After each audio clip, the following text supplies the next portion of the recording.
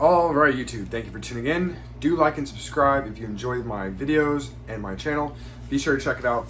Now guys, today I want to announce that I got my revision kit for the SmileDirectClub. So I want to open up with you guys and show you what the inside looks like. Here we go, let's go ahead and open it up and see what it looks like.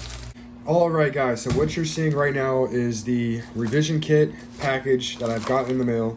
So let's go ahead and open it together and see what it looks like inside. Alright, so let's go ahead and pull this out. Oh wow, so it's just a bunch of aligners, 6 weeks, seven aligners. Basically just like the kit before. But let's go ahead and open one of these up. This is aligner number 1. It says wear for 22 hours a day. These should fit all right. All right, so you guys can see they are kind of hazy, but you guys can see this is just a revision, but this tooth right here.